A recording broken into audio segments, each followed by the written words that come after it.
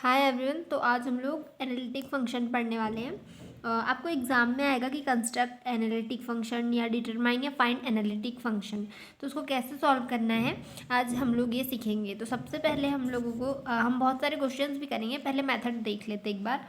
तो सबसे पहले जो D you by D x और D you by D y है, जैसे कि हम हर क्वेश्चन में फाइंड कर लेते हैं। अगर यू दिया है तो हम D you by D x और D you by D y find करेंगे, और अगर क्वेश्चन में हमें वी दिया है तो d v by D x और d v by D y.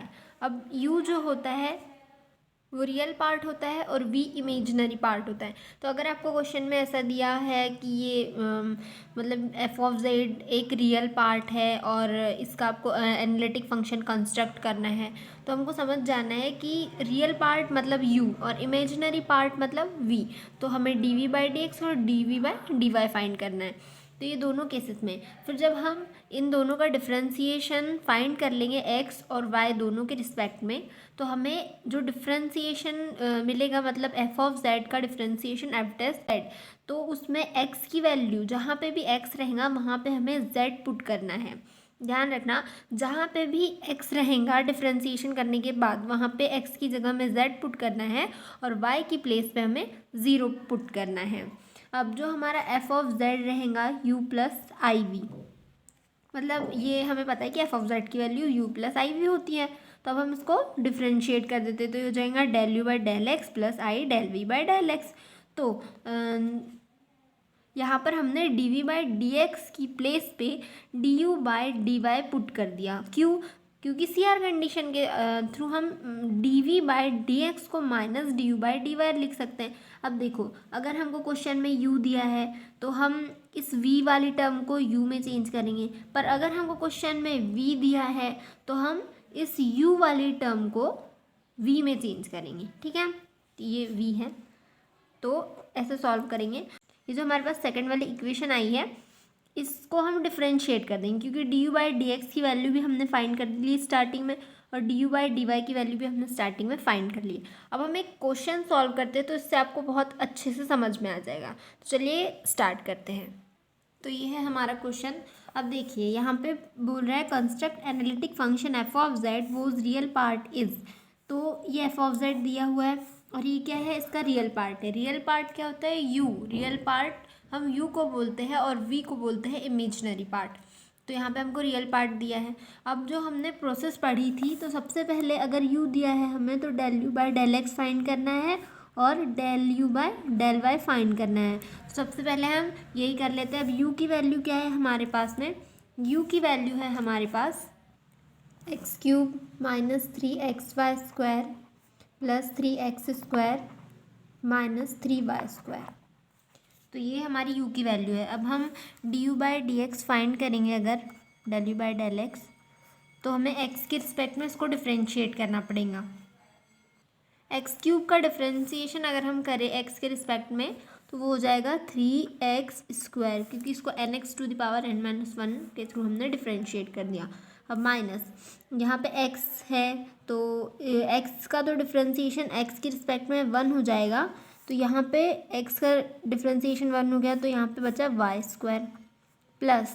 अब यहाँ पे देखिए एक्स स्क्वायर का डिफ्रेंशिएशन होता है टू एक्स, तो थ्री मल्टीप्लाई टू एक्स हो जाएगा माइनस ये ज़ीरो हो जाएगा, क्योंकि यहाँ पे x वाली टर्म नहीं है और हम x के रिस्पेक्ट में डिफ्रेंशिएशन कर रहे हैं, तो इसका डिफ्रेंशिएशन हो जाएगा ज़ीरो। तो यहाँ पे आएगी value three x square minus three Y square plus three two ज़ा सिक्स एक्स। तो ये हमारी वैल्यू है D Y by D x की। अब सिमिलरली हम D you by D Y की वैल्यू फाइंड आउट कर लेते हैं। तो अब हम इसको y के रिस्पेक्ट में डिफ्रेंशिएशन करेंगे, तो एक्स क्यूब में यहाँ पे y की टर्म नहीं है तो ये ज़ीरो हो जाएगा, minus three x Y square का अगर हम डिफ्रेंशिएशन करें तो ये आएगा टू का मल्टीप्लाई हो जाएगा थ्री टू ज़ा सिक्स एक्स वाई प्लस यहाँ पर y वाली टर्म नहीं है तो ये फिर से ज़ीरो हो जाएगा, माइनस थ्री वाई स्क्वायर का डिफ्रेंशिएशन होगा टू वाई, तो two Y multiply three, three two ज़ा सिक्स वाई। ओके, तो जो D you by D Y की वैल्यू आएगी वो आएगी minus six Y minus six X Y. अब हमने जो प्रोसेस अभी पढ़ी है कि एनालिटिक फंक्शन को कंस्ट्रक्ट कैसे करना है, तो अब क्या करना है, जो हमने डी यू और d x, d you by D x और D you by D y find out किया है, उसमें जहाँ जहाँ पर भी अब हम पुट कर देंगे, जहाँ पर भी x है वहाँ पर हमें z पुट करना है, और जहाँ पर भी y है वहाँ पे हमें 0 पुट करना है। तो सबसे पहले हम del you by del X में पुट करते हैं, तो x की प्लेस पे z पुट करना है। तो यहाँ पे x है तो हो जाएगा 3x² है तो z² माइनस 3y² मतलब 0, तो 0 का मल्टीप्लाई 3 से होगा तो 3 मतलब 0 आ जाएगा, प्लस 6 और x की प्लेस पे z पुट कर देंगे। तो जो आंसर आएगा हमारे पास वो होगा 3z² प्लस 6z। ये आई हमारी D you by D x की वैल्यू। अब हम D you by D Y में पुट कर देते हैं। ओके, तो x की प्लेस पे हमें z पुट करना है, यहाँ पर y है तो ये हो जाएगा 0 माइनस 0, और यहाँ पर भी अगर हम 6z लिखे उसके बाद में y है तो y मतलब 0 से मल्टीप्लाई हुआ पूरी टर्म 0 हो गई, तो d you by D y आ गया हमारा 0।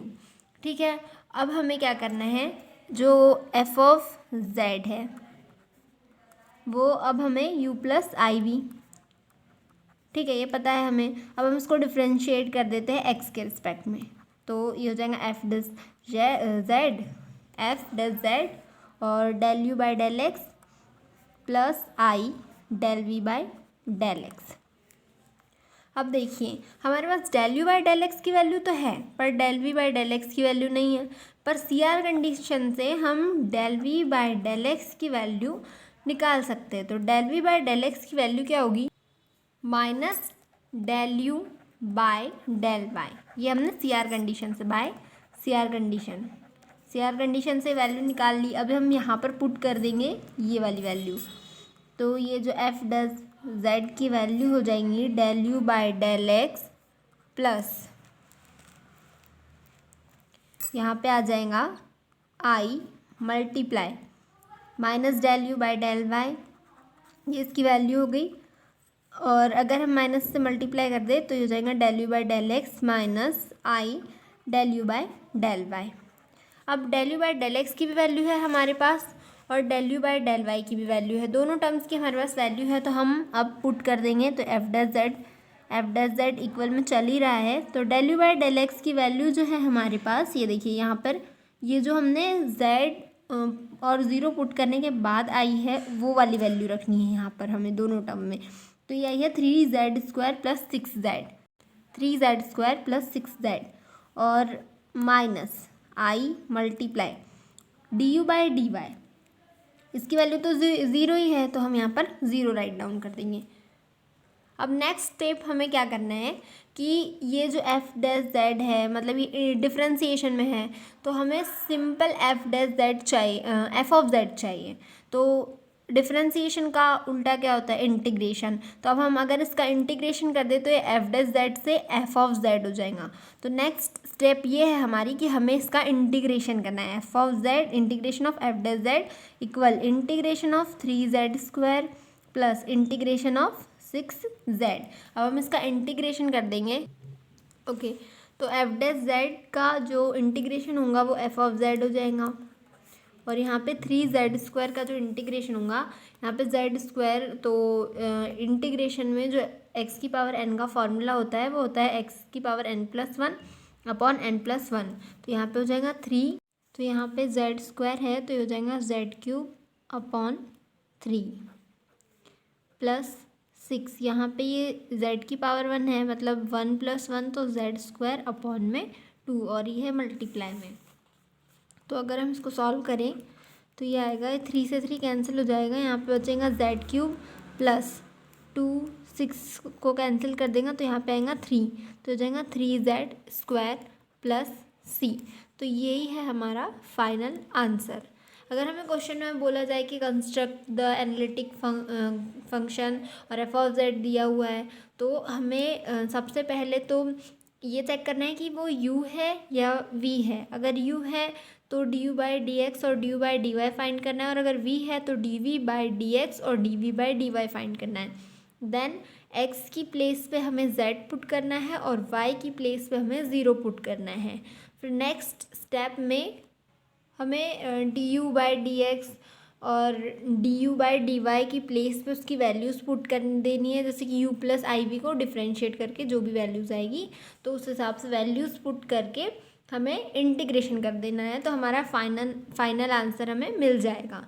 अब नेक्स्ट क्वेश्चन हम नेक्स्ट वीडियो में करेंगे, तो तब तक के लिए अगर आपने सब्सक्राइब नहीं किया है तो सब्सक्राइब कर दीजिए और लाइक कर दीजिए वीडियो को। Thank you for watching this video.